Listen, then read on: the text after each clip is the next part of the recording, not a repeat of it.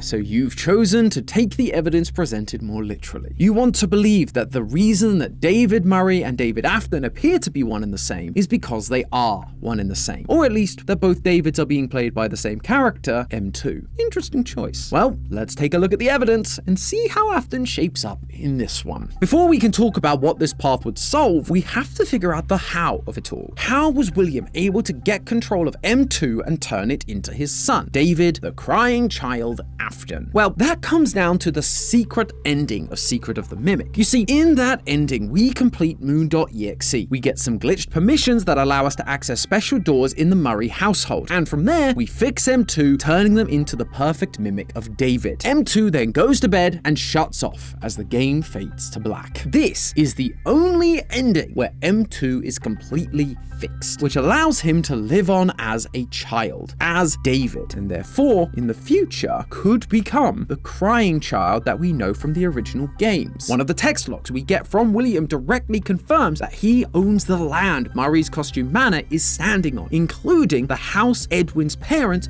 built on the top of the hill, the one where M2 now sleeps. With Fazbear's ownership of the land and the IP and the inventions inside, that M2 would now belong to William. And so, with the disappearance of Edwin, William would likely show up, at least eventually, to claim what was his. And when he did, he would come across this incredible little machine, mimicking Edwin's son, David. Now, Fazbear already knew about this special animatronic that could fit into any costume and learn any routine. Someone told him about M2. But seeing it actually imitating a child, essentially bringing a kid back to life, that would absolutely have intrigued Afton. In the Silver Eyes trilogy, it's clear how much he idolizes characters like Henry, those with animatronic and creative genius, who were able to imitate the spark of life itself. He wants to reach their level of genius, to understand, to go even further beyond what they did. Sure, he could have just taken M2, turned it into scrap, or shoved it into another costume. But if he could figure out how it ticked, then he could create more and help his empire grow. It's for this reason that we see camera feeds down in the sister location bunker, displaying the FNAF 4 bedroom, the same bedroom where M2 was sleeping. He is monitoring M2, watching its every move. He threw different stimuli at it, high-pitched frequencies that mess with its vision, creating animatronics that looked like the stuff of nightmares, all to see how lifelike this thing truly was to a child. Afton was trying to understand how it worked. That's also why we see the Funtime animatronics using technology that allows them to mimic sounds and actions. It was Afton trying to replicate that same technology, but it wasn't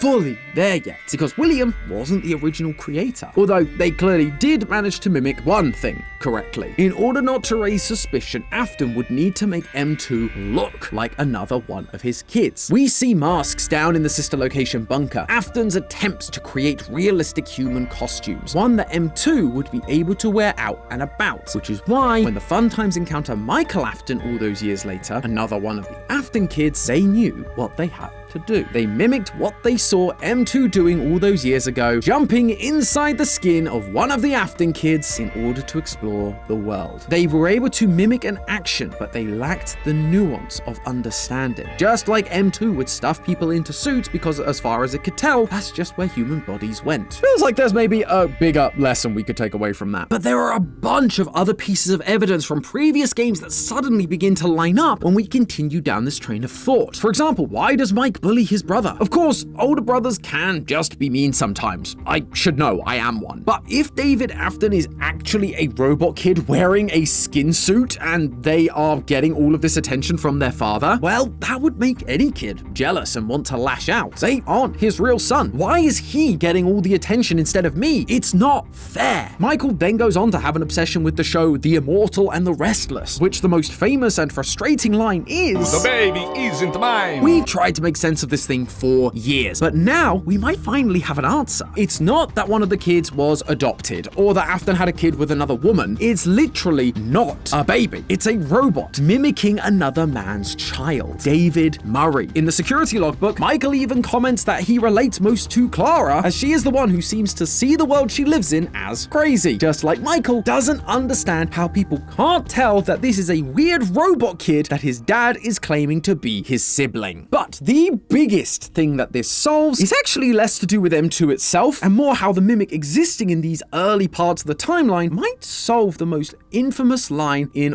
all of FNAF. I will put you back together. When this line first showed up, it confused the heck out of all of us. Up until this point, Afton had been speaking in a bright gold text using the color FFF57, and he starts off that way during his final speech to the dying crying child too. However, when we then get to the put you back together part, it's a paler shade of yellow, FFFA0.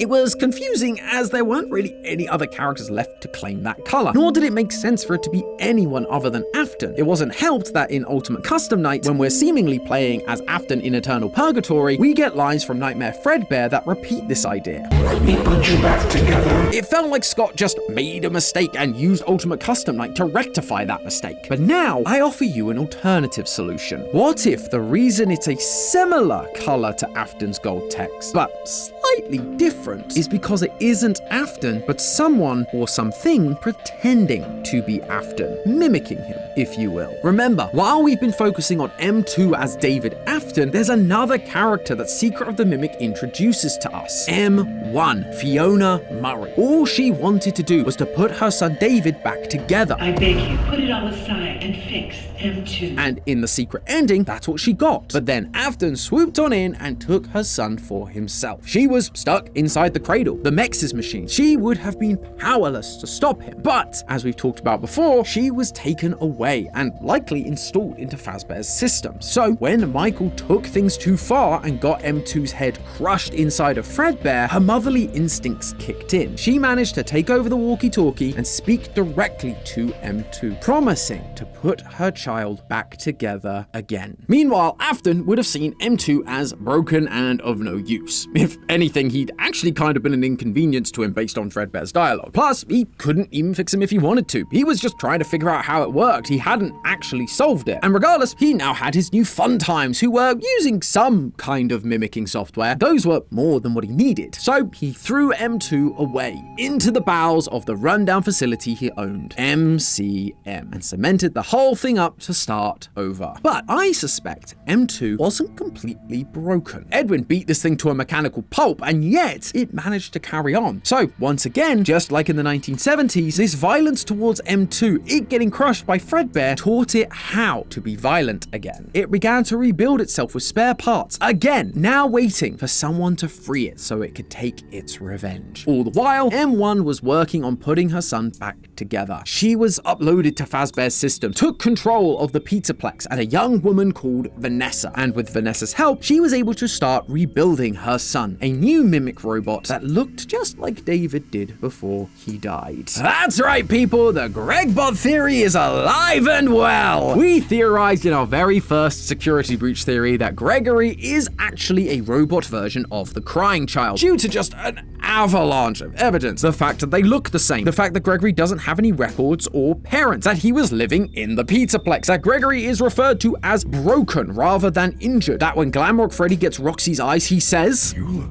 different to me. that he has CRT-style vision when Vanny gets too close with what sounds like a sound illusion disc. There's his robotic actions that he takes in the books. Quote, he cocked his head and studied Tony for several seconds. And to top it all off, we have the post-it room, which is covered in notes, starting in binary, but then beginning to turn into phrases we know David Afton would have been saying, like party time or birthday time, like a robot coming into consciousness and learning the identity it's supposed to be taking on. The party was for him. After all, the signs point to him being a robot version of the crying child. It just made so much sense. And now I present you with this image. You can find it during the parachute ending of Secret of the Mimic, and it's of David sitting on top of a hill with M1. Now tell me, does that look familiar to you? Because it should. It's almost identical to the image we get from the burn trap ending in Secret of the Mimic, with Gregory sitting on top of a hill with his Freddy's protector, Glam Rock Freddy. We are once again being shown the same looking scenario because they are meant to be showing us the same characters. Gregory is M1's attempt to recreate her broken child, David, M2. That might even explain why we get Gregory dropping the elevator on Cassie at the end of Ruin. It could be M1 or M2 controlling the system to get Cassie to come back, or it's because Gregory is still following his programming, acting under the orders of his mother, M1, to bring the family back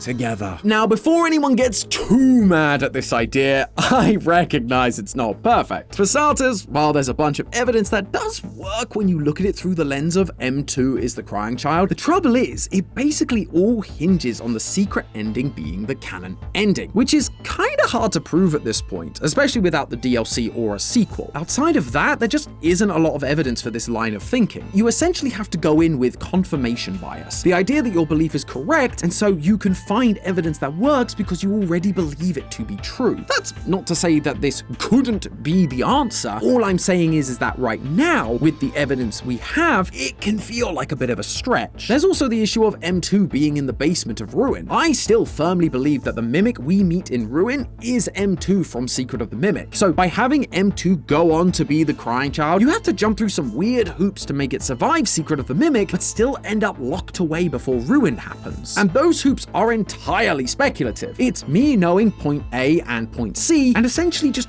making up point B to fill in the gap, which isn't typically how I like to do things because it's speculative at best and fanficky at worst. There's also the small things, like why would we hear a flatline in FNAF 4 if David Afton was just a robot M2 the whole time? And of course, there's Gregbot, the most Marmite of our FNAF theories in recent years. Some people love it, and some people hate it. In fact, most people hate it. And believe me, I get it. I would love for some of our human characters to just be their own thing rather than copies of others. Plus, with M2 down in the basement, it means we end up with 3 mimics running around. And that just feels unsatisfying from a story perspective. Let's just say Vanessa is also a robot like the movie novelization seems to imply and just have a full set. And that was kind of the point of this whole experiment. If we've learned anything from Secret of the Mimic, it was that everything we thought we knew at the end of the day were just theories. We don't have all the pieces of the puzzle, and so we're left to interpret what we do have, and that can be done a couple of different ways. That doesn't mean a theory is wrong necessarily. It's just that nothing can be truly said with certainty. A new game or book or heck, a toy could drop and suddenly it's back to the drawing board. We have to be open-handed with these ideas, explore all the avenues and find the answers we think work best. If you don't like this interpretation, that's okay. There's a whole other ending of this theory waiting.